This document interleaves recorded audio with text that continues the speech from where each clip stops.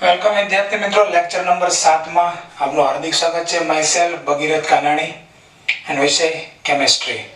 તો આજના દિવસમાં એક નવો ટોપિક સ્ટાર્ટ કરવા જઈ રહ્યા છે, જેની મેં તમને લેક્ચર નંબર 6 ના એન્ડમાં વાત કરી હતી. It is one of the most important topic for the JEE and NEET. બરાબર છે. NCERT માં આ ટોપિક નથી. JEE અને નીટના સંદર્ભમાં આ ખૂબ જ મહત્વનો ટોપિક છે અને તે આપણી બોર્ડની એક્ઝામિનેશન્સમાં પણ આ પૂછાશે. ક્લિયર? એટલે જેનો હમણાં સવાલ ચાલુ થશે એ પૂછાશે. તો ગ્રેહામનો વાયુ વિસ્તરણનો નિયમ, બરાબર, એ સમજતા પહેલા બે શબ્દ વચ્ચેનો હું તમને ભેદ સમજાવવા માંગુ છું અને એ શબ્દ છે એફ્યુઝન અને ડિફ્યુઝન. મિત્રો, હું એક આકૃતિ દ્વારા તમને સમજાવવાનો પ્રયત્ન કરીશ. અહીંયા બે પાત્ર છે, બરાબર. અહીંયા લખું છું પાત્ર A અને અહીંયા B.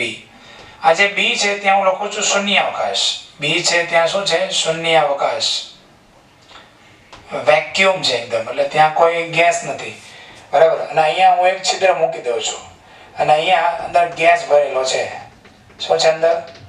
ગેસ ભરેલો છે, એટલે કે વાયુના અણુઓ અસ્તવ્યસ્ત પણ અહીંયા ગતિ કરી રહ્યા છે. હવે શું થશે? આ છિદ્રમાંથી વાયુઓ બહાર નીકળે, બરાબર. આ છિદ્રમાંથી વાયુ જે બહાર નીકળે છે, બરાબર, એને જે શું કહેવાય છે? એને કહેવાય એફ્યુઝન. ક્લિયર? ફરીથી એકવાર, કોઈ છિદ્રમાંથી વાયુઓ બહાર નીકળે, બરાબર, તો આ જે ઘટના છે એને કહેવાય નિસરણ, એટલે કે એફ્યુઝન. ક્લિયર? તો એમની હું અહીંયા ડેફિનેશન લખું છું. કોઈ છિદ્રમાંથી વાયુ બહાર નીકળે, વાયુ બહાર નીકળે તેને શું કહેવાય છે? નિસરણ કહેવાય છે. નિસરણ કહે છે. એટલે ક્લિયર? નિસરણ એટલે એફ્યુઝન. ઇંગ્લિશમાં એને કહેવાય એફ્યુઝન. એટલે એફ્યુઝન થવું એટલે કોઈ છિદ્રમાંથી વાયુ બહાર નીકળી ગયા. ચાલો, હવે હું બીજી અહીંયા ફિગર દોરું છું. આ ફિગરમાં ફરીથી મારી પાસે બે પાત્ર છે, બરાબર. પાત્ર A અને પાત્ર B. તો પાત્ર A જે છે એમાં અત્યારે અહીંયા આ રીતે મોલેક્યુલ્સ રહેલા છે. હું અહીંયા વચ્ચે એક છિદ્ર મૂકી દઉં. ક્લિયર? અને આ બાજુ હું બીજા વાયુઓ ભરી દઉં છું. કયા? તો કે વાયુ B. અહીંયા છે અત્યારે વાયુ A ના અણુઓ. અહીંયા જે આ પાત્ર છે એમાં વાયુ A ના અણુઓ ભરેલા છે. જ્યારે આ જે પાત્ર છે એમાં શું રહેલું છે? વાયુ B ના અણુઓ રહેલા હોય છે. ક્લિયર? હવે થશે શું કે આ વાયુ A ના અણુઓ અને વાયુ B ના અણુઓ શું થશે? આ B ના અણુઓ આ સાઈડ આવે અને A ના અણુઓ આ સાઈડ જાય. એટલે A અને B ના અણુઓ જે છે એ એકબીજામાં ભળી જઈને સમાન મિશ્રણ બનાવે. એને શું કહેવાય? ડિફ્યુઝન. એટલે કે ઇંગ્લિશમાં ડિફ્યુઝન કહેશો, ગુજરાતીમાં કહેશો એને વિસ્તરણ. અર્થાત એવું કહી શકાય, વાયુઓ આપમેળે મિશ્ર થઈ સમાન મિશ્રણ બનાવે તો તેને શું કહેવાય? વિસ્તરણ. ક્લિયર? સમજાય છે? ઓકે, ચાલો ડેફિનેશન લખું છું અહીંયા. વાયુઓ આપમેળે મિશ્ર થઈ સમાંગ મિશ્રણ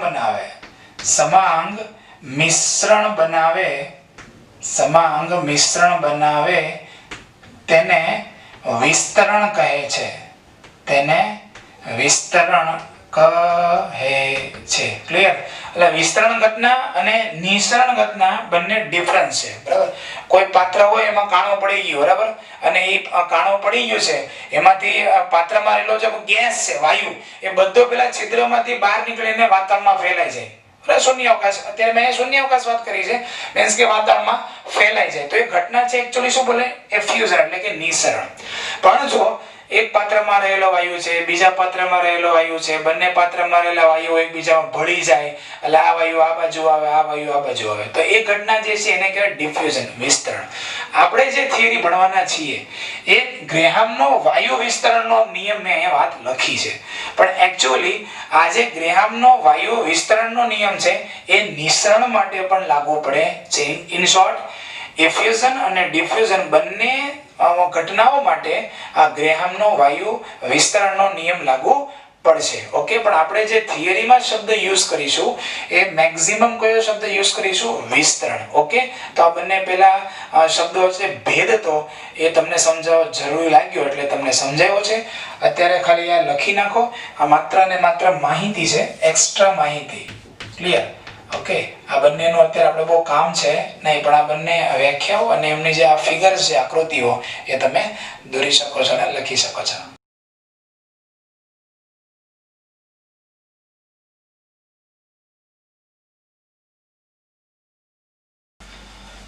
ઓકે વિદ્યાર્થી મિત્રો, ચાલો આજના આ લેક્ચરની ખૂબ જ મહત્વની અને મેઇન થિયરી ગ્રેહામનો વાયુ વિસ્તરણનો નિયમ સવિસ્તર સમજાવો. મિત્રો 5 માર્ક્સ માટે એ બોર્ડના પેપરમાં પ્રશ્ન પૂછાઈ શકે, અને આ ઉપરાંત JEE અને નીટના પેપરમાં પૂછાઈ શકે તેવી ખૂબ મહત્વની થિયરી છે.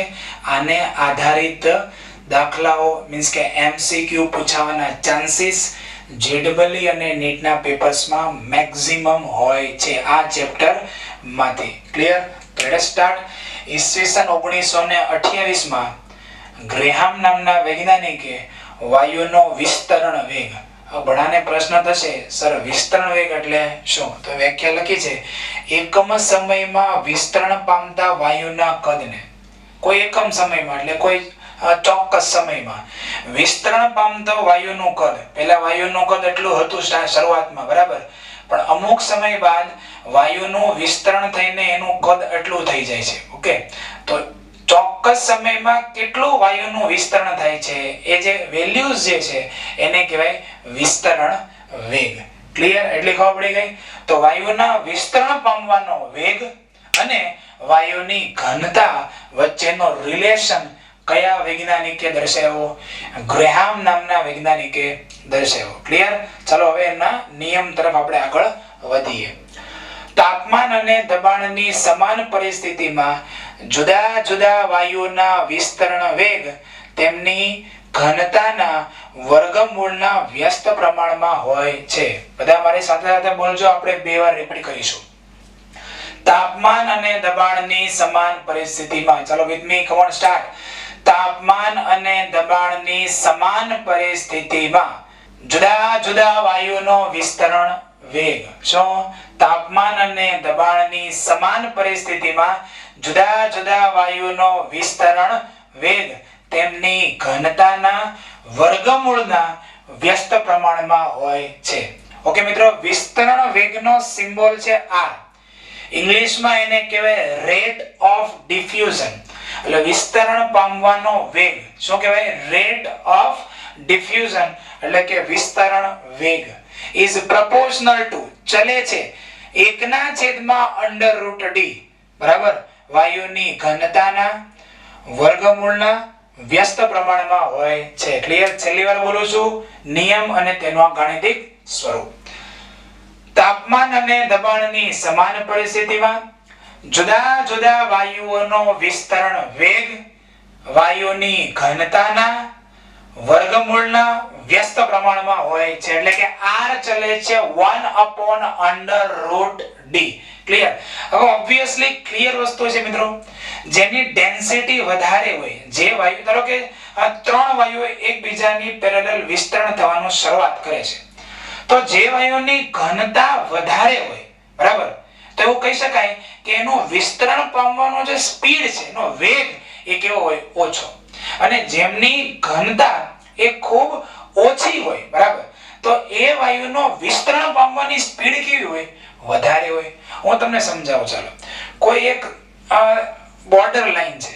આ બોર્ડર લાઈનમાં જે છે ત્યાંથી એક બહુ ખૂબ જ હેવી વેઇટ વાળો વ્યક્તિ અહીંયાથી દોડવાનું શરૂ કરે છે, અને સાથે સાથે એકદમ સ્લિમ, એટલે કે એકદમ પતલો વ્યક્તિ છે, એ પણ દોડવાનું શરૂ કરે છે. તો ઓબ્વિયસલી પેલો જે વધારે વજન વાળો વ્યક્તિ છે, એમની જે દોડવાની જે સ્પીડ છે એના કરતા જે પેલો પાતળો માણસ છે, બરાબર, જેનું વજન ઓછું છે, એમની દોડવાની સ્પીડ કેવી હોય? વધારે હોય, બરાબર. કારણ કે જેટલું વજન વધારે હોય એટલું એની સ્પીડ ઘટી જાય, અને વજન જેટલું ઓછું હોય એટલે એની સ્પીડ શું થઈ જાય? વધી જાય. સમજાય? એટલે બહુ ઈઝી છે અને પ્રેક્ટિકલ વસ્તુ છે. r ચલે છે 1/√d. ક્લિયર? ચાલો હવે ધારો કે બે વાયુ મારી પાસે છે, વાયુ 1 અને વાયુ 2. આ બંને વાયુના વિસ્તરણ વેગ છે r1 અને r2. તેમની ઘનતા છે d1 અને d2. તો સૂત્ર શું કહી શકાય? આ સમીકરણ જે છે એને આધારે સમીકરણ શું બનશે મિત્રો?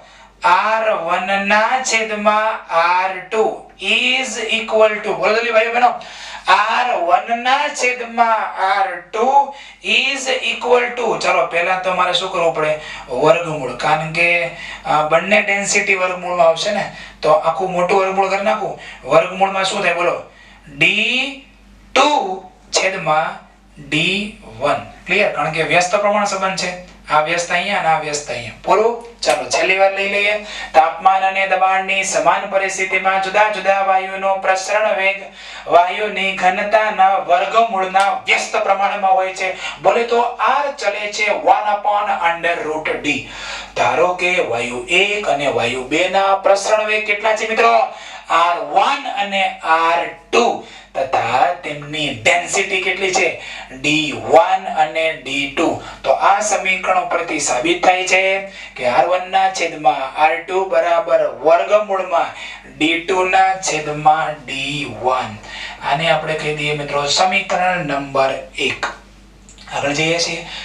સમાન તાપમાને અને દબાણે, ફરીથી કન્ડિશન આવી, ટેમ્પરેચર અને પ્રેશર જે છે સેમ હોવું જોઈએ. ત્યારે વાયુની ઘનતા તેના અણુભારના સમપ્રમાણમાં હોય છે. શું? વાયુની ઘનતા તેના અણુભારના સમપ્રમાણમાં હોય છે. ઘનતા વધારે તો અણુભાર વધારે, ઘનતા ઓછી તો અણુભાર ઓછો. એટલે એવું કહી શકાય મિત્રો, D is proportional to capital M. D એટલે વાયુની ઘનતા અને કેપિટલ M એટલે શું થાય? વાયુનો અણુભાર. ઓકે, ચાલો હવે આના ઉપરથી આના જેવું સૂત્ર મારે બનાવવું હોય શું બની શકાય? જો r1 ના છેદમાં r2 બરાબર √d2 ના છેદમાં d1 છે, બરાબર. હવે ડેન્સિટી ઇઝ પ્રોપોર્શનલ ટુ અણુભાર. તો એવું કહી શકાય, આમ કહી શકાય, તમે એવું કહી શકો શું કે r1 ના છેદમાં r2 is equal to √m2 ના છેદમાં m1. ક્લિયર? સમજાય છે કે ન સમજાતું? આ શું હતું? r1 ના છેદમાં r2, એટલે આ તો તમને ખબર પડી ગઈ. હવે જ્યાં ડેન્સિટી છે એની જગ્યાએ તમે શું મૂકી દીધું? અણુભાર. કેમ? કારણ કે d is proportional to m. Okay મિત્રો, આને આપણે કહી દઈએ સમીકરણ નંબર 2. ક્લિયર? ચાલો હવે સમીકરણ 1 અને 2 પરથી, સમીકરણ 1 અને 2 પરથી, ચલો સમીકરણ 1 અને 2 પરથી આવું કહી શકાય, r1 ના છેદમાં r2 is equal to √d2 ના છેદમાં d1 is equal to √m2 ના છેદમાં m1. ઓકે, આ થઈ ગયું આપણું મુખ્ય સમીકરણ. આ થઈ ગયું આપણું મુખ્ય સમીકરણ. યાદ રહેવું જ જોઈએ. અને આને હું આપું છું સમીકરણ નંબર A. ક્લિયર? ઓકે મિત્રો, ચાલો હવે આ વ્યાખ્યા છે. એકમ સમયમાં વિસ્તરણ પામતા વાયુના કદને શું કહેવાય છે? વિસ્તરણ વેગ r કહેવાય છે. એટલે r is equal to એકમ સમય એટલે છેદમાં t આવે. વિસ્તરણ પામતા વાયુનું કદ એટલે ઉપર આવશે v. એકમ સમયમાં વિસ્તરણ પામતા વાયુનું કદ એને કહેવાય વાયુનો વિસ્તરણ વેગ. મિત્રો બધાને યાદ હશે કે v is proportional to n. Avogadro સિદ્ધાંત યાદ છે કે v is proportional to n. તો જ્યાં v છે ત્યાં તમે n મૂકી શકો. એટલે r બરાબર સ્મોલ n by t. આ પણ લઈ શકાય. ઓકે, આ પણ આપણે લેશું, પણ આ અત્યારે આના ઉપર રાઉન્ડ કરી દઉં છું. આનું અત્યારે આપણે કામ નથી. આપણે આના ઉપર આગળ વધી રહ્યા છીએ. સમાન તાપમાને અને દબાણે બે જુદા જુદા વાયુ માટે સમીકરણ A પરથી, સમીકરણ A, બરાબર ને? આપણે સમીકરણ A આપ્યું છે, એને આધારે કામ કરીએ. ચાલો શું કહી શકશો? r1 ના છેદમાં r2. બરાબર સમજો મિત્રો. r1 નું સૂત્ર શું છે? આ v/t. એટલે કહી શકાય v1 ના છેદમાં T1 આખાના છેદમાં શું આવશે V2 છેદમાં T2. અરે ભાઈ R નો સૂત્ર શું છે V/T, તો R1 શું થઈ જાય V1 ના છેદમાં T1 અને R2 બરાબર શું થઈ જાય V2 ના છેદમાં T2. ઓકે મિત્રો, તો is equal to શું થશે under root D2 by D1 અને is equal to under root શું થશે M2 by M1. અને માટે ચાલો હવે આ સૂત્રને આપણે આ રીતે પણ લખી શકીએ. શું R1 ના છેદમાં R2 is equal to, ચાલો હવે શું થાય આ T1 નીચે આવે T2 ઉપર જાય એટલે અહીંયા આવશે V1 into T2 છેદમાં V2 into T1. ક્લિયર સમજાય છે કે નહીં? આ T2 ઉપર આવી ગયો એટલે V1 into T2 અને આ T1 નીચે આવી ગયો એટલે V2 into T1 અને is equal to શું છે ભાઈ under root D2 ના છેદમાં D1 is equal to under root M2 ના છેદમાં M1. અને આને કહેવાય આપણા ગ્રેહામના વાયુ પ્રસરણનો જે નિયમ છે એનું બ્રહ્મસૂત્ર. શું કહેવાય એને? બ્રહ્માસ્ત્ર. આ તમને આવડી ગયું એટલે કામ પૂરું. હવે પછી આની આપણે અલગ અલગ કન્ડિશન હમણાં આપણે જઈશું, પણ પહેલા એટલું આપણે સમજી લીધું કે નહીં? ચાલો ફાસ્ટ રિવિઝન. આ ચલે છે 1/√D. જો બે જુદા જુદા વાયુઓના વિસ્તરણ વેગ કેટલા હોય? કમ ઓન, R1 અને R2 હોય એમની ઘનતા D1 અને D2 હોય તો શું કહી શકાય? R1 ના છેદમાં R2 બરાબર મોટે બોલો કમ ઓન √D2 ના છેદમાં D1. Equation number 1. પરંતુ બીજું શું નિયમ સાબિત થયો છે આ જ ચેપ્ટરમાં? D is proportional to M. જેની ઘનતા વધારે હોય તેનો અણુભાર પણ વધારે. ઓકે, આ રિલેશન ને અહીંયા મૂકી દઈએ તો આ રિલેશન થઈ જાય R1 ના છેદમાં R2 બરાબર √M2 ના છેદમાં M1. આ સમીકરણ નંબર 2 થઈ ગયું. 1 અને 2 ને સરખામણી કરશો તો શું મળશે? R1 ના છેદમાં R2 બરાબર √D2 ના છેદમાં D1 બરાબર √M2 ના છેદમાં M1. બધા વિદ્યાર્થીઓ મારી સાથે બોલો, આંખ બંધ કરીને ટ્રાય કરો. Come on. R1 ના છેદમાં R2 બરાબર √D2 ના છેદમાં D1 is equal to √M2 ના છેદમાં M1. and this is the equation number capital A. આનો આપણે દાખલામાં યુઝ કરવાના છીએ તો પછી કેમ હજી એકવાર ના મોઢે બોલે? Command start with me. R1 ના છેદમાં R2 બરાબર √D2 ના છેદમાં D1 અને is equal to √M2 ના છેદમાં M1. ઘણી બધી વાર બોલી ગયા. ચાલો આગળ જઈએ. હવે વાયુના વિસ્તરણ વેગનું આપણે સૂત્ર બનાવીએ. એકમ સમયમાં વિસ્તરણ પામતા વાયુના કદને કહેવાય છે વાયુનો વિસ્તરણ વેગ. સૂત્ર શું છે એનું? R is equal to V/T. આના ઓપ્શનમાં આપણે યાદ રાખજો. જી નીટમાં અને એડવાન્સ લેવલના પેપરમાં આ કામમાં આવશે. કમાન્ડ સમાન તાપમાને અને દબાણે બે જુદા જુદા વાયુઓના વિસ્તરણ વેગ જો ગણવામાં આવે તો આ સમીકરણ પરથી શું કહી શકાય? R1 ના છેદમાં R2. ક્લિયર? આનો ઉપયોગ કરો. V1 ના છેદમાં T1 આખાના છેદમાં V2 ના છેદમાં T2 is equal to, આ તો છે જ √D2 ના છેદમાં D1 is equal to √M2 ના છેદમાં M1. અને હવે આનું સાદું રૂપ આપી દો. બોલો સૂત્ર શું થાય? R1 ના છેદમાં R2 બરાબર V1 into T2 છેદમાં V2 into T1. Clear? is equal to √D2 ના છેદમાં D1 બરાબર √M2 ના છેદમાં M1. આ થઈ ગયું આપણું મેઇન સમીકરણ. ઓકે, અને હું નંબર આપી દઉં છું. સમીકરણ B for Bombay. ઓકે, તો મિત્રો હજી આ થિયરી 90% પૂરી થઈ છે. બે નાના નાના ટોપિક્સ અને આધારિત હજી બાકી છે, પણ પહેલા આને તમે સારા અક્ષરે આટલી બાબતોને લખી નાખો. મિત્રો આ મુદ્દો લખાઈ જાય પછી આ સમીકરણ એની નીચે લખજો. ફરીથી આખી થિયરી લાઈન ટુ લાઈન લખવાની છે, પણ આ મુદ્દો લખાઈ જાય એની નીચે આ સમીકરણ લખજો. ઓકે, અને એની નીચે પછી આપણે બોર્ડનો બીજો હિસ્સો લઈ જવાના છીએ, પણ પહેલા તો આ લખી નાખો.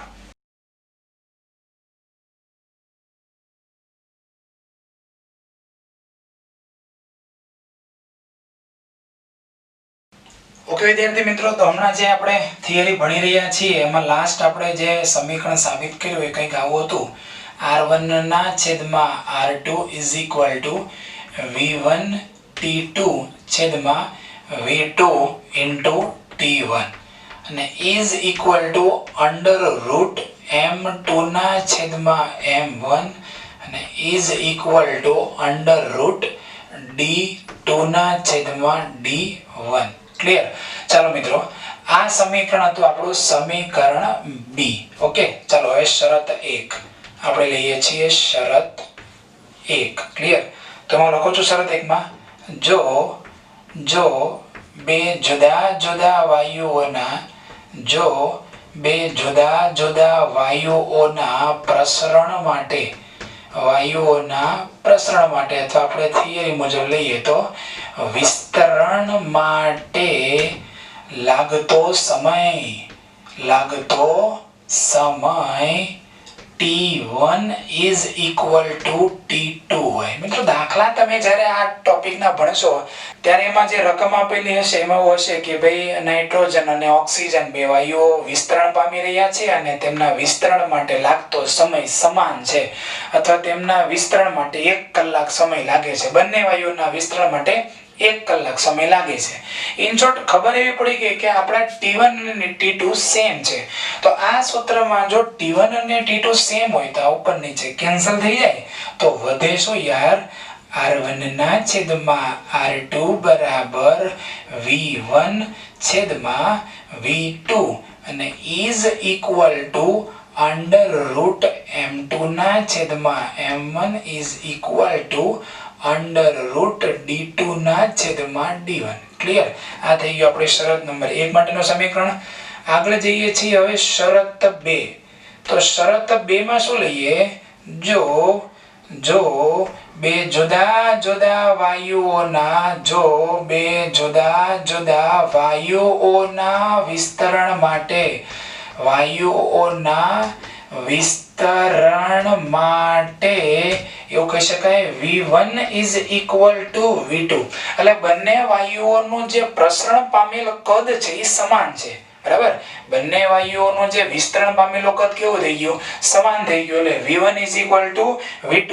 તો પછી સૂત્ર શું થઈ જાય? આ કેસમાં v1 અને v2 સેમ છે એટલે ઉડી જાય ઉપર નીચે. એટલે આવું કહી શકાય r1 ના છેદમાં r2 બરાબર આવશે શું મિત્રો? T2 ના છેદમાં T1 is equal to under root M2 ના છેદમાં M1 અને is equal to under root D2 ના છેદમાં D1. ઓકે મિત્રો, તો અહીંયા આપણે આ થિયરી જે છે એને પૂર્ણ કરીએ છીએ. આપણી આ થિયરી અહીંયા પૂર્ણ થાય છે. ઓકે, તો અહીંયા સુધી દરેક વિદ્યાર્થીઓ વાંચી લેશે એટલે એમનો JEE આવી ગયું, G મેન્સ, G એડવાન્સ્ડ અને નીટ સુધીનો તો આવી ગયું. હવે હું આગળ વધી રહ્યો છું. ખાસ કરીને G Mains and G advanced માટે કામનો છે. G મેન્સ અને G એડવાન્સ માટે કામનો છે. મિત્રો શું છે નવું? R is proportional to P. R is proportional to P એટલે એવું કહી શકાય જેટલું વાયુનું પ્રેશર વધારે હોય એટલું શું કહી શકાય એનું વિસ્તરણ પામવાનો સ્પીડ કેવી હોય? વધારે. ઓબ્વિયસલી યાર કોઈ વાયુ ધીમે ધીમે આગળ વધી રહ્યું છે, બરાબર, એના પર જો પ્રેશર આવી જાય તો વાયુને આગળ વધવાની સ્પીડ પણ વધી જવાની છે યાર. તમારા ઉપર પ્રેશર આવે છે તો તમારી પણ કાર્ય કરવાની સ્પીડ વધી જાય. તો આ તો ગેસ છે, એના પર તો પ્રેશરની ઇફેક્ટ થાય જ. ઓકે, નેક્સ્ટ એક બીજો રિલેશન આપણે ભણ્યા હતા, R is proportional to 1 upon under root M, જે હમણાં આપણે આગળ ભણી ગયા છીએ. મિત્રો બંને જે સમીકરણ છે, બરાબર, એને જો તમે સાંકળી દો તો આવું સમીકરણ બને કે ના બને? બોલો મિત્રો, બને કે ના બને? R ચલે છે P ના છેદમાં under root M, બરાબર ને? R ચલે છે P અને R ચલે છે 1 upon under root M અને માટે આવું સૂત્ર તૈયાર થઈ જાય R1 ના છેદમાં R2 બરાબર. ચાલો આ P ઉપર છે એટલે શું લખશું? P1 ના છેદમાં P2 ગુણ્યા under root M2 ના છેદમાં M1. ઓકે, આ એક નવું સૂત્ર થઈ ગયું. નેક્સ્ટ આપણે આગળ વધી રહ્યા છીએ. હું અહીંયા સ્ટાર મારી દઉં છું એક, હવે બીજો સ્ટાર. આવું પણ એક રિલેશન છે, r is proportional to p into under root t ના છેદમાં m. એટલે કે r નો અને p નો સંબંધ છે, r ચલે છે p, r અને m નો સંબંધ છે, r ચલે છે 1 upon under root m. તો હવે ટેમ્પરેચર નો સંબંધ શું છે? તો r ચલે છે under root t, r ચલે છે under root t, આ પણ under root અને આ પણ under root, બેના કોમન way કરીને શું કરી નાખ્યું? r ચલે છે under root t by m. અને આ બંને સૂત્ર ભેગા કરીએ અને એના પરથી આવું રિલેશન ડેવલપ થઈ જાય, r1 ના છેદમાં r2 બરાબર p1 ના છેદમાં p2 ગુણ્યા અંડર રૂટ t1 છેદમાં t2 ઇન્ટુ અહીંયા થઈ જશે વ્યસ્ત હોવાથી m2 છેદમાં m1. તો મિત્રો અહીંયા સુધીનો આપણું મેઇન બોર્ડની થિયરી છે. આ લખાઈ જાય પછી આવું હેડિંગ મારી દેવાનું, જી મેઇન્સ અને જી એડવાન્સ માટે આ આપણું રિલેશન નંબર 1 એના પરથી r કર્યું અને આ રિલેશન નંબર 2 આના પરથી આપણે આ સૂત્ર ડેવલપ કર્યું છે. ઓકે, ગોખવાનું નથી. ફરીથી r is proportional to pressure, r is proportional to pressure અને r is proportional to 1 ના છેદમાં under root m. આ બંનેનો કોમ્બો કરી દો, એના પરથી આવી જાય. અહીંયા ત્રણ કોમ્બિનેશન થયા, r ચલે છે p બરાબર છે, r ચલે છે 1 upon under root m અને r ચલે છે under root t.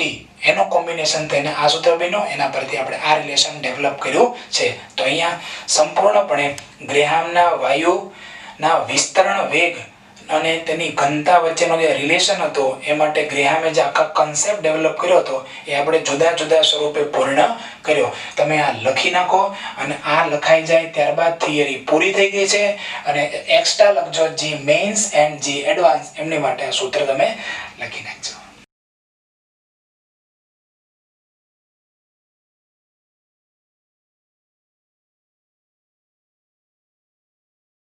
ઓકે વિદ્યાર્થી મિત્રો, ચાલો નેક્સ્ટ થિયરી તરફ જઈએ છીએ અને એ છે ગ્રેહામના વાયુ વિસ્તરણના નિયમની ઉપયોગિતા શું છે. તો નંબર 1 છે બે સમસ્થાનિકોના મિશ્રણને અલગ કરવા માટે. તમને ખબર છે સમસ્થાનિકો એટલે શું? જેના પરમાણુ ક્રમાંક સેમ હોય પણ પરમાણુ ભાર જે છે જુદા જુદા હોય એમને કહેવાય સમસ્થાનિકો. તો મિત્રો પરમાણુ શક્તિ એટલે કે પરમાણુ ઊર્જા મેળવવા માટે યુરેનિયમનો ઉપયોગ થાય છે, એ તમે બધા જાણતા હશો. હવે યુરેનિયમની જે ખનિજ હોય બરાબર, એમાં બે સમસ્થાનિકોનું મિશ્રણ થયેલું હોય છે, U235 અને U238. ફરીથી પરમાણુ શક્તિના ઉત્પાદનમાં યુરેનિયમ ધાતુનો ઉપયોગ થાય છે. યુરેનિયમની જે ધાતુ મળે છે કુદરતમાંથી, એમાં બે સમસ્થાનિકો મિશ્રણ સ્વરૂપે જ મળે, પહેલેથી કુદરતી જ મળે છે, U235 અને U238. આ બંને સમસ્થાનિક જે છે એમાંથી મહત્વનું પરમાણુ શક્તિના ઉત્પાદન માટે ઉપયોગી એવું સમસ્થાનિક કયું? તો કે ભાઈ U235. અને એ આ મિશ્રણમાં ખાલી 0.7% જેટલું હોય. U235 અને U238 આ બંને સમસ્થાનિકોનું મિશ્રણ જે કુદરતમાંથી મળે છે એમાં ખાલી 0.7% કોણ હોય? U235 હોય છે. અને એમાંથી આપણે શું કરવાનું છે? પરમાણુ શક્તિ એટલે કે પરમાણુ એનર્જી મેળવવાની છે. એટલે હવે શું કરવું પડે? આ બંનેને એકબીજાથી અલગ કરવા પડે. આ અલગ થઈ જાય પછી એમાંથી આપણે પરમાણુ શક્તિ મેળવી શકીએ. પણ હવે આ તો ભાઈ આલ્ફા બીટા અને ગેમા કિરણો એમાંથી ઉત્સર્જન પામે. ભાઈ રેડિયો એક્ટિવ તરંગો છે, રેડિયો એક્ટિવ સમસ્થાનિક છે, કઈ જેમ તેમ થોડા છે. આમાંથી આલ્ફા વિકિરણ બહાર નીકળે, ગેમા બીટા, આવા ભયંકર વિકિરણોનું ઉત્સર્જન થતું હોય અને આપણા મનુષ્ય શરીર માટે નુકસાનકારક નહીં, અતિ નુકસાનકારક નહીં, પણ અતિ નુકસાનકારક છે. સીધા ડીએનએ ઉપર એટેક કરે. એટલે ભવિષ્યની જે પેઢીઓ છે ખોળ ખાપણ વાળી જન્મે. જે તમે જાપાનના ઉદાહરણથી તમે સમજી ચૂક્યા હશો, તમને ખબર પણ હશે ઇતિહાસ વિશે. ઓકે, ચાલો. તો આ 235 અને 238 યુરેનિયમના જે બે સમસ્થાનિક છે એને અલગ કરવા માટે સૌપ્રથમ કરવાનું શું કે આ જે બે ઘન જે સમસ્થાનિકોનું મિશ્રણ છે એનો સૌપ્રથમ તો UF6-235 અને UF6-238 બાષ્પશીલ સંયોજનમાં રૂપાંતર કરવામાં આવે છે. હું ખાલી જસ્ટ ફોર યોર જાણકારી આપું છું. ધારો કે આ યુરેનિયમ 235 છે બરાબર, એની ClF3 નામના સંયોજન સાથે પ્રક્રિયા થાય તો શું બની જાય? F6 અને અહીંયા હું લખીશ 235. ક્લિયર? આ બાષ્પશીલ સંયોજન બની ગયું. આ માત્ર જસ્ટ ફોર જાણકારી, તમારે કાંઈ કામનું નથી. ઓકે, ફરીથી U235 અને U238 નું મિશ્રણ હતું, એમાં તમે ClF3 નામનું સંયોજન ઉમેર્યું, એટલે આ સંયોજનથી આનું રૂપાંતર આમાં રૂપાંતર પામે. બરાબર છે? UF6 235 એની રીતે UF6 238. હવે બંને બાષ્પશીલ સંયોજન મીન્સ કે ગેસ થઈ ગયા. બંને જેવા ગેસ થઈ જાય એટલે હવે બંને આ જે બાષ્પશીલ વાયુઓ જે છે એને મુક્તપણે મૂકી દેવામાં આવે છે અને હવે મુક્તપણે વિસ્તરણ પામે. આ બંનેમાંથી તમે જો, આનો 238 પરમાણુ ભાર અને આનો પરમાણુ ભાર 235, બંનેમાં F6 તો કોમન જ છે, એટલે આ બંનેના જે અણુભાર હોય ને UFC 238 ને UFC 235, અણુભારમાં બહુ માઇનોર ડિફરન્સ છે. એટલે શું કરવામાં આવે, એમને એક મોટા છિદ્રાળુ પાત્રમાં ભરવામાં આવે અને પછી છોટા મૂકી દેવામાં આવે. તે વિસ્તરણ પામતા પામતા પામતા પામતા પામતા ઘણા કિલોમીટર દૂર જાય ત્યાર પછી UFC 235 ને UFC 238 વચ્ચે ખાસો એવો ગેપ જોવા મળે. આમાંથી કોણ આગળ નીકળી ગયું હશે બોલો તો? UFC 235 આગળ નીકળી ગયો હશે બાષ્પ, કે આ આગળ નીકળી ગયો હશે? શું કીધું હતું? જેનો અણુભાર વધારે હોય એની સ્પીડ કેવી હોય દોડવાની? ઓછી હોય. બરાબર ને? એટલે આનો અણુભાર વધારે છે, આ UFC 238 નો, એટલે એ પાછળ રહી જાય અને આ ઘણું બધું ધીમે ધીમે આગળ વધી જાય છે. ઓકે, ત્યારબાદ એક છિદ્રાળુ પાત્રમાં ભરીને બંને સંયોજનોને વિસ્તરણ થવા દેવામાં આવે છે. લાંબા સમયની અંદર, જો શબ્દ શું લખ્યો છે, લાંબા સમયના અંતે UFC 235 અલગ મળે છે અને પછી એને શું કરી નાખવાનું, વિઘટન કરી નાખવાનું, એટલે તોડી નાખવાનું અને એમાંથી પાછો આપણને U235 મળી જશે. આ એની આખી ઘટના હતી. અહીંયા મેઇન કન્સેપ્ટ શું છે કે તમે પહેલા બાષ્પશીલ સંયોજનમાં ફેરવ્યા અને પછી એને મુક્તપણે વિસ્તરણ થવા દેવાનો ચાન્સ આપ્યો. અર્થાત કે ગ્રાહામનો વાયુ વિસ્તરણનો નિયમ અહીંયા આવ્યો કે ન આવ્યો? આવ્યો કે ન આવ્યો ભાઈઓ બહેનો? આવ્યો. અમેરિકાના ટેનેસી નામનું રાજ્ય છે, એમાં ઓકરીજ નામની જગ્યા છે, એમાં ઘણા કિલોમીટર સુધી ફેલાયેલી એક લાંબી પ્રયોગશાળામાં આવું કાર્ય થાય છે. ક્લિયર? ચાલો, હવે આ નંબર 1 આપણી ઉપયોગિતા પૂરી થઈ અને અહીંયા આવી છે નંબર 2 ઉપયોગિતા. આ નિયમની મદદથી અજ્ઞાત વાયુ, તમને કોઈ એમ કે અજ્ઞાત વાયુ છે એનો અણુભાર તમે શોધો અને ઘનતા શોધો, તો એ R1 ના છેદમાં R2 બરાબર √m2 ના છેદમાં m1 અને √d2 ના છેદમાં d1, અર્થાત ગ્રાહામના વાયુ વિસ્તરણના નિયમની મદદથી એ શોધી શકાય છે, જે આપણે દાખલામાં શોધીશું. અને છેલ્લું છે, બે વાયુઓના પ્રસરણ વેગનો ગુણોત્તર પણ જાણી શકાય છે. ઓકે, બીજું તમને કોઈ એક્સ્ટ્રા, આ હું તમને કહું છું કે દુર્ગંધ ધરાવતા વાયુઓ હોય એમાં સારા વાયુઓ હોય, મિક્સ થઈ ગયા હોય, તો દુર્ગંધ ધરાવતા વાયુઓમાં રહેલા ઉપયોગી એવા વાયુઓને પણ આ મેથડથી અલગ કરવામાં આવે છે. એ પણ એની ઉપયોગિતા છે. ક્લિયર? તો અહીંયા આપણે ગ્રાહામના વાયુ વિસ્તરણના નિયમની ઉપયોગિતા પૂર્ણ કરીએ છીએ. થિયરીને તમે લખી નાખો.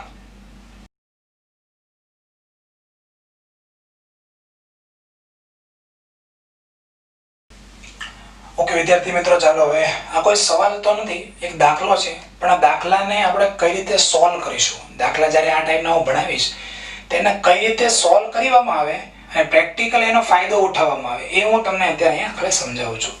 તો NH3 અને HCl ના વિસ્તરણનો પ્રયોગ. ક્લિયર? તો એક નળી છે, નળીનો આ એક છેડો છે P છેડો અને આ નળીનો Q છેડો છે. બરાબર? એક સરખા વ્યાસવાળી નળી છે. હવે હું તમને એટલું કહી દઉં કે આ જે નળી છે, બરાબર, આ નળીની લંબાઈ છે કેટલી છે? 100 સેન્ટીમીટર. આ નળીની લંબાઈ કેટલી છે? 100 સેન્ટીમીટર એ નળીની લંબાઈ છે. એટલો ખબર પડી બધાને? ઓકે, ચાલો. હવે નળીના P છેડે હું NH3 માં બોળેલું ઋનું પૂમડું મૂકું છું. NH3 માં બોળેલું ઋનું પૂમડું, એને ક્યાં છેડે હું અહીંયા દાખલ કરીશ? P છેડે. બરાબર? એટલે આમાંથી કયો વાયુ મુક્ત થશે? આ બાજુથી એમોનિયા વાયુ અહીંથી નીકળે. બરાબર છે? હવે આ બાજુ આપણે શું લખીએ છીએ? HCl માં બોળેલું ઋનું પૂમડું. HCl માં બોળેલું ઋનું પૂમડું. બરાબર છે? રૂના પૂમડામાં તો ખબર પડે ને, ઘણા શિયાળામાં કાનમાં રૂના પૂમડા નાખે છે, બસ એ રીતે એક બાજુ એમોનિયા હોય એમાં રૂનો પૂમડો મૂકી દેવાનું અને પછી બોળી અને આ છેડે ફિટ કરી દેવાનું, અને HCl હોય એમાં રૂનો પૂમડો બોળીને પછી એને આ છેડે ફિટ કરી દેવાનું. એટલે થશે શું, આમાંથી એમોનિયા ગેસ આ બાજુ આવે, એમ આઈ રાઈટ, યસ ઓર નો? આમાંથી એમોનિયા ગેસ આ બાજુ વિસ્તરણ પામે, યસ ઓર નો? આ બાજુથી HCl ગેસ વિસ્તરણ પામે. મિત્રો જસ્ટ ફોર યોર જાણકારી, NH3 નો અણુભાર કેટલો છે? NH3 નો અણુભાર કેટલો છે? 17 AMU. અને HCl નો અણુભાર કેટલો છે? 36.5 AMU. ક્લિયર? તો મને કોઈ કહેશો આ NH3 અને HCl બે ભેગા થાય ને એટલે આવું બનાવે, NH3 ગેસ વત્તા HCl gas will gives NH4Cl solid. Okay, ammonium chloride બની જાય. તો પ્રશ્ન પૂછું કે એમોનિયમ ક્લોરાઇડ બરાબર, આ સફેદ રંગના ધુમાડા નીકળશે આમાંથી. શું નીકળશે? સફેદ રંગના ધુમાડા. ક્લિયર? સફેદ રંગના ધુમાડા આ ઉત્પન્ન થશે. તો હું પ્રશ્ન એ પૂછું છું કે સફેદ રંગના ધુમાડા આ NH3 બાજુ મળશે કે HCl બાજુ મળશે? ચલો વિચારો, કઈ બાજુ મળશે? એમોનિયા અને HCl જ્યાં ભેગા થશે ત્યાં NH4Cl બનશે. બોલો સહમત કે અસહમત? NH3 અને HCl જ્યાં ભેગા થશે, આમથી NH3 આવે છે, આમથી HCl આવે, જ્યાં બે ભેગા થઈ જાય ને ત્યાં શું મળશે? NH4Cl ના સફેદ રંગના ધુમાડા. ઘણાને પ્રશ્ન થશે, સર અહીં તો સોલિડ લખ્યો છે તો ધુમાડા કેવી રીતે આવી ગયા? એટલા માટે કારણ કે NH4Cl એ ઉર્ધ્વપાતી પદાર્થ છે, એટલે જેવો સોલિડ બને એનો ગેસમાં તરત રૂપાંતર થઈ જાય. બને તો સોલિડ પણ ઇમિડિયેટલી ગેસમાં રૂપાંતર થઈ જાય એટલે ધુમાડા દેખાય છે. એ તમે અત્યારે રહેવા દો. ધુમાડા કઈ જગ્યાએ દેખાશે? તો જો એમોનિયાનો અણુભાર છે 17 AMU. ક્લિયર? એટલે એની વિસ્તરણ પામવાની સ્પીડ કેવી હશે? વધારે, એટલે મેક્સિમમ આ બાજુ ખસે. જ્યારે HCl નો અણુભાર છે 36.5 AMU, એટલે એની વિસ્તરણ પામવાની સ્પીડ કેવી હશે? ઓછી. એટલે હું એવું કહું કે લગભગ આ એક એવી જગ્યા છે, લગભગ આ એક એવી જગ્યા છે જ્યાં આપણને શું મળશે? NH4Cl ના સફેદ રંગના ધુમાડા. NH4Cl ના સફેદ રંગના ધુમાડા આ વિસ્તારમાં દેખાશે. ઓકે, દાખલામાં એ પૂછાય કે તે P છેડેથી કેટલા સેન્ટીમીટર અંતરે દેખાશે, અથવા એમ પૂછાય કે તે Q છેડેથી કેટલા સેન્ટીમીટર અંતરે દેખાય. પણ મિત્રો એની અત્યારે આપણે ચર્ચા કરીશું નહીં, કારણ કે દાખલામાં એ આપણે ઓલરેડી ભણવાના છીએ. પણ મેં તમને કન્સેપ્ટ દેખાડ્યો કે ગ્રેહામના વાયુ વિસ્તરણના નિયમને આધારે તમે આવું કાર્ય પણ કરી શકો કે ભાઈ ધુમાડા ક્યાં દેખાણા? આ બાજુથી દેખાણા નજીક, આની નજીક દેખાણા કે આની નજીક દેખાણા, અને પાછું અહીંયાથી કેટલા સેન્ટીમીટર દૂર દેખાણા, એ પણ પરફેક્ટ તમને મળે. બોલો કેટલું સંશોધન કર્યું ગ્રેહામે. ઓકે, પણ એના વિશે આપણે દાખલામાં અભ્યાસ કરીશું. ઓકે, તો દરેક બાબતો જે મેં લખી છે અહીંયા એ તમે લખી નાખો, તમને યાદી રહે. આ માત્ર ને માત્ર એ તમને દાખલા માટે કામનું છે. આમાંથી કોઈ સવાલ આપણે આ સવાલ પૂછશું નહીં. લખી નાખો.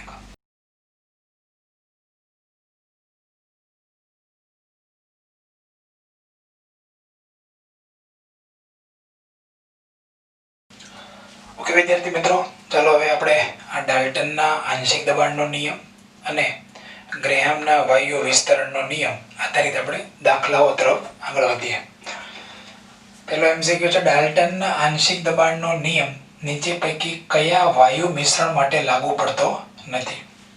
તો ડાલ્ટનના આંશિક દબાણનો જો તમે થિયરી ભણ્યા હો તો કન્સેપ્ટ શું આવ્યો હતો? એની જે શરૂઆતનો નિયમ આવ્યો હતો કે એકબીજા સાથે રાસાયણિક પ્રક્રિયા ન કરતા વાયુઓ, એકબીજા સાથે રાસાયણિક પ્રક્રિયા ન કરતા હોય તેવા વાયુઓ, એટલે જે વાયુઓ વચ્ચે રાસાયણિક પ્રક્રિયા થઈ જતી હોય ત્યાં આ નિયમ લાગુ પડે નહીં. તો H2O અને SO2 બરાબર, તમે આગળના ધોરણમાં ભણશો તમને આઈડિયા આવશે કે H2O અને SO2 વચ્ચે કોઈ રાસાયણિક પ્રક્રિયા હોતી નથી. બીજું છે H2O અને Cl2 બરાબર. તો H2 plus Cl2 will gives 2HCl બરાબર. H2 વત્તા Cl2 એટલે 2HCl બને. ઓકે, એટલે અર્થાત H2 અને Cl2 એકબીજા સાથે રાસાયણિક પ્રક્રિયા કરે છે. ઓકે, તેથી ડાલ્ટનનો આંશિક દબાણનો નિયમ તેમને લાગુ ન પડે. ક્લિયર? H2 અને Cl2 વચ્ચે રાસાયણિક પ્રક્રિયા થઈ જાય છે એટલે એમને માટે આ ડાલ્ટનનો આંશિક દબાણનો નિયમ લાગુ પડે નહીં. ચાલો, 4 અને 40 અણુભાર ધરાવતા બે વાયુઓ. તો ધારી લઈએ વાયુ 1 m બરાબર 4 બરાબર. એકમ લખો છો AMU. વાયુ 2 m બરાબર 40 AMU. બે વાયુઓના સમાન જ હતા તો આપણે એ પણ લઈ લઈએ. ધારો કે બંને વાયુઓનો જથ્થો is equal to W gram. Clear? W ગ્રામ છે, બંને વાયુનો સમાન જથ્થો W ગ્રામ. મિશ્રણનું કુલ વજન એટલે અહીંયા લખું છું P cool is equal to કેટલો આપેલો છે 1.1 વાતાવરણ. 1.1 વાતાવરણ. તો મિશ્રણમાં હલકા વાયુઓનું, હલકો વાયુ કયો છે એમ આ પહેલો કે બીજો જેનો અણુભાર ઓછો હોય તો હલકો હોય ને, એટલે મારે શોધવાનું છે શું મિશ્રણમાં હલકા વાયુનું આંશિક દબાણ. આંશિક દબાણ એટલે P1 મારે શોધવાનું છે. તો મિત્રો આપણી પાસે સૂત્ર છે હલકા વાયુનું આંશિક દબાણ is equal to શું સૂત્ર આવે મોલ અંશ ગુણ્યા કુલ દબાણ. મોલ અંશ ગુણ્યા કુલ દબાણ. ચલો, મોલ અંશ એટલે શું થાય ઘટકના મોલ. આપણો હલકો વાયુના મોલ કેટલા, એમનું વજન છે W, એમનો પરમાણુ ભાર છે 4 mu. તો એના મોલ કેટલા થાય W/4 છેદમાં કુલ મોલ એટલે શું આવશે W/4 પ્લસ W/40. W/4 એટલે વાયુ 1 ના મોલ, W/40 એટલે વાયુ 2 ના મોલ, એટલે ઘટકના મોલ છેદમાં કુલ મોલ થઈ ગયા અને ગુણ્યા કેટલા કરશું આપણે 1.1 અને is equal to આન્સર આવશે 1 વાતાવરણ. શું આન્સર આવશે 1 વાતાવરણ. ક્લિયર? તો મિશ્રણમાં હલકા વાયુનું આંશિક દબાણ કેટલું થશે 1 વાતાવરણ. પૂરું. નેક્સ્ટ, કયા વાયુનો વિસ્તરણ વેગ સૌથી ઊંચો છે? તો વિસ્તરણ વેગનું સૂત્ર છે R is proportional to 1/√. બે સૂત્ર છે, R ચલે છે 1/√D. પણ હવે આ બધા જે અલગ અલગ વાયુઓ છે એની માટે ડેન્સિટી તો આપણને ખબર ન હોય ને, તો આ સૂત્ર યુઝ કરી શકીએ. R ચલે છે 1/√m. ક્લિયર? એટલે શું થાય અર્થાત જેનો અણુભાર ઓછો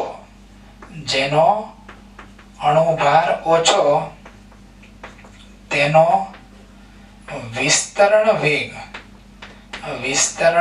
વેગ વધુ. ક્લિયર?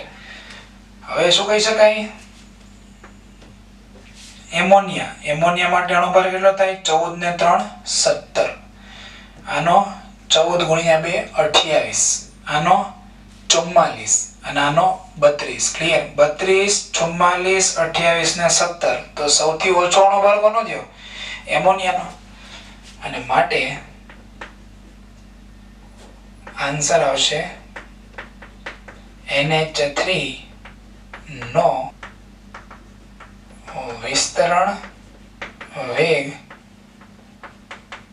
સૌથી વધુ. ક્લિયર? એટલે આ ચારમાંથી સૌથી વધારે હો ને, જોજો પાછા. ક્લિયર? તો આ 3 MCQ અહીંયા આપણે પૂર્ણ કરી નાખ્યા. 3 MCQ અને દાખલાઓને તમે લખી નાખો.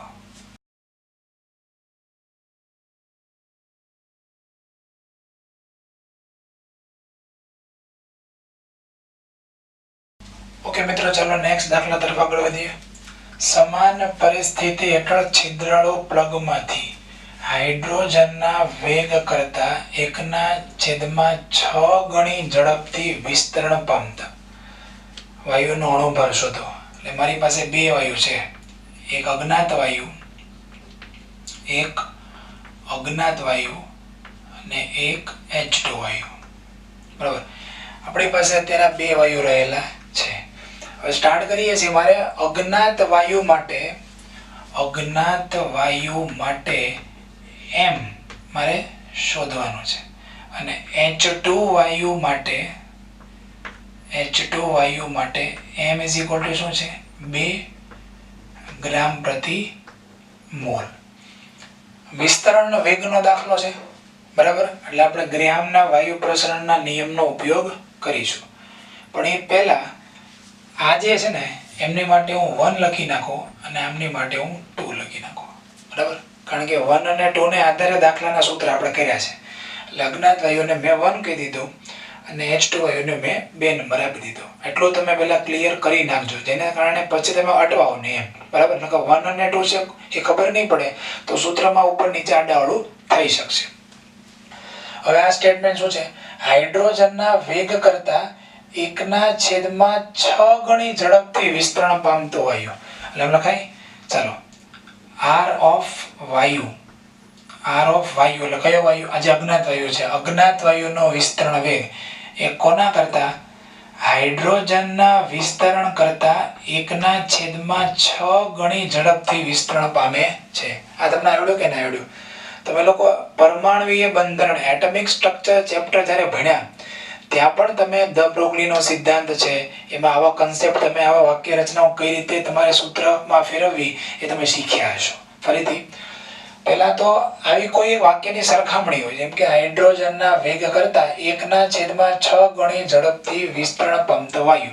એટલે અહીંયા બે વાયુના વિસ્તરણ વેગની સરખામણી કરી છે. એક છે અજ્ઞાત વાયુ અને એક છે હાઇડ્રોજન વાયુ. તો પહેલા આ લખી નાખવાનું, R વાયુ = R H2. હવે જેના કરતા લખ્યું હોય એ બાજુ આપણે આ મૂલ્ય લખી નાખવાનું. તો હાઇડ્રોજનના વેગ કરતા 1/6 ગણી, એટલે R of H2 જ્યાં લખ્યું હોય એ સાઈડ ગુણ્યા 1/6 કરી નાખવાનું. તો આના પરથી આવું થઈ જાય, R of વાયુ છેદમાં R of H2 = અને નીચે નાખી દો, સૂત્ર શું થઈ જશે? = 1/6.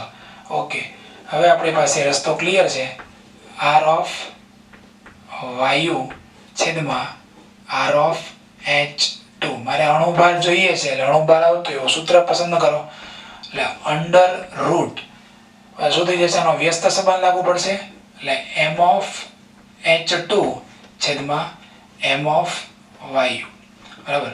હવે આની કિંમત મૂકી દો. આની કિંમત કેટલી છે? 1/6 = અંડર રૂટ 2/m of વાયુ. ક્લિયર? બંને બાજુ વર્ગ લઈ લો એટલે શું થઈ જાય? 1/36 = 2/m of વાયુ. અને માટે એવું કહી શકાય કે m of વાયુ બરાબર = શું થાય? m of વાયુ અહીંયા આવે અને 36 આ બાજુ જાય એટલે 2 × 36 અને = 72 એકમ ગ્રામ પ્રતિ મોલ અથવા AMU અથવા U. મેઇન આ જે થિયરી છે ને, આ જે દાખલો, એમાં આ તમને સૂત્ર બનાવતા આવડવું જોઈએ. આ જો આવડી ગયું વાક્ય રચના ઉપરથી તો તમારો દાખલો એકદમ આસાન છે. મિત્રો, આ દાખલાને તમે નોટમાં લખી નાખો.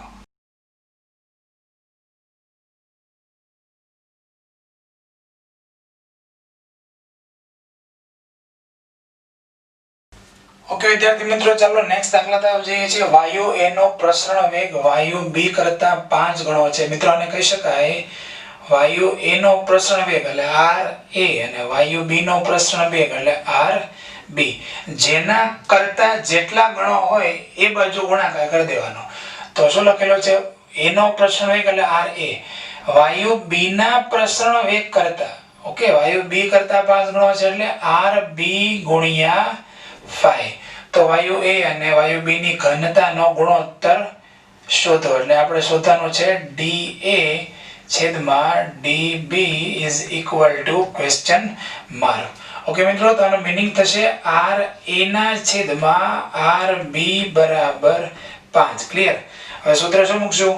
RA ના છેદમાં RB બરાબર અંડર રૂટ dB ના છેદમાં dA અને વેલ્યુ છે 5. 5 is equal to under route dB ના છેદમાં dA. બંને બાજુ શું લેતા? વર્ગ લેતા. તમે વર્ગ લેશો એટલે મિત્રો થઈ જશે શું?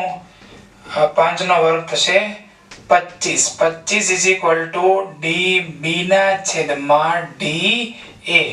અને માટે મતલબ આપણે શોધવાનું છે શું? વાયુ A અને B ની ઘનતાનો ગુણોત્તર એટલે dA ના છેદમાં dB શોધવાનું છે. એટલે આન્સર થઈ જશે 1/25 અથવા તમે કહી શકો 1/25. નેક્સ્ટ, Cl2H2 અને N2 નું કદથી ટકાવાર પ્રમાણ આપેલું છે. તો મિત્રો એવું લખી શકાય Cl2 જેમ H2 જેમ N2 બરાબર. આમ લખી શકાય 10% જેમ 20% જેમ 70%. ઓકે, મીનિંગ તો સેમ જ રહ્યો. 1 જેમ 2 જેમ 7 છે ને મીનિંગ આપણે ટકામાં ટ્રાન્સફર કરી દઈએ તો 10% જેમ 20% જેમ 70%. હવે P કુલ આપણને આપેલું છે. P cool is equal to 40 bar. તો દરેક વાયુના આંશિક દબાણ શોધો. ચલો સ્ટાર્ટ કરીએ. Cl2 નું આંશિક દબાણ, Cl2 વાયુનું આંશિક દબાણ is equal to Cl2 ના કદથી ટકા, Cl2 ના કદથી ટકા ગુણ્યા P કુલ અને છેદમાં આવશે 100. ચાલો, Cl2 ના કદથી ટકા છે 10 ગુણ્યા P કુલ છે 40 છેદમાં તમે મૂકો 100 એટલે મિત્રો આન્સર આવશે 4 bar. ચાલો, એ જ રીતે આપણે કોની વાત કરીએ હવે? હાઇડ્રોજનની. તો H2 નું આંશિક દબાણ is equal to શું આવશે? H2 ના કદથી ટકા કેટલા આપેલા છે અહીંયા? 20. 20 ગુણ્યા P કુલ છે 40 છેદમાં 100 મૂકી દો એટલે મિત્રો મલાઈ માર્કે આન્સર આવી જશે 8 bar. અને છેલ્લું છે N2 નું આંશિક દબાણ is equal to, ચાલો, N2 ના કદથી ટકા કેટલા? 70 ગુણ્યા 40 ને છેદમાં 100 એટલે મિત્રો આનો આન્સર આવશે 28 bar. ઓકે, તો ડાલ્ટનના આંશિક દબાણના નિયમમાં આપણે ફોર્મ્યુલા મેં તમને લખાવેલો છે. ઇન શોર્ટ મિત્રો, હવે આપણો જે દાખલાના આન્સર આવ્યા સાચા છે કે ખોટા ખબર કેવી રીતે પડે? Very easy. 28 + 8 એટલે કેટલા થશે તમારા? 36 ને 36 ને 4 40 bar થાય. એટલે તમે જે દાખલો ગણ્યો છે 100% સાચો છે. ઓકે, આ બંને દાખલાને તમે લખી નાખજો. ખાસ ધ્યાન અહીંયા રાખજો કે તમે જ્યારે આ શોધવાનું આપણને પૂછ્યું છે એટલે ભૂલ શું થઈ જાય કે dB ના છેદમાં dA બરાબર 25 કરીને કામ ચાલે, પણ આપણે એનો વ્યસ્ત કરીને 1/25 આન્સર આવશે. ઓકે, તો આ બંને દાખલાને તમે નોટબુકમાં સારા અક્ષરે લખી નાખજો.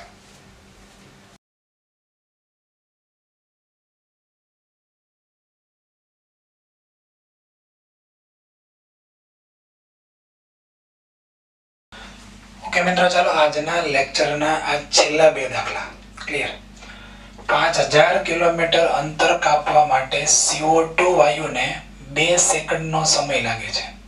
જો લખો છો CO2 વાયુ આ નંબર 1 માટે T1 is equal to 2 second. Clear?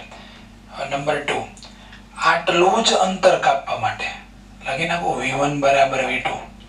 સમજાય કે નહીં? ગ્રેહામના વાયુ પ્રસરણનો નિયમ ભણ્યા હતા ત્યારે એ તો સમજાયું મેં તમને કે સમાન સમય લાગતો હોય અંતર કાપવા માટે તો T1 બરાબર T2. પણ જો અહીંયા કેવું છે તો 5000 કિલોમીટર અંતર કાપવા માટે અને આટલો જ અંતર કાપવા માટે, આટલું જ અંતર એટલે 5000 કિલોમીટર જ થયું ને, એટલે અંતર સેમ છે. એટલે અહીંયા V1 બરાબર V2 લઈ લેવાય. તો Cl2 વાયુને કેટલો સમય લાગે? એટલે Cl2 વાયુ માટે T2 question mark. ઓકે, એટલું પેલા પ્રસ્તાવના આપણે રકમ પરથી સમજ્યા. હવે સૂત્ર શું છે? R1 ના છેદમાં R2. તો અહીંયા R1 ને R2 તો આપેલા નથી. શું લઈ લઈશું આપણે પહેલા? તો અહીંયા T2 છેદમાં T1, T2 છેદમાં T1 અને સૂત્ર શું આવે છે? √M2 છેદમાં M1. ઓકે, આ ભૂલ નહીં કરતા.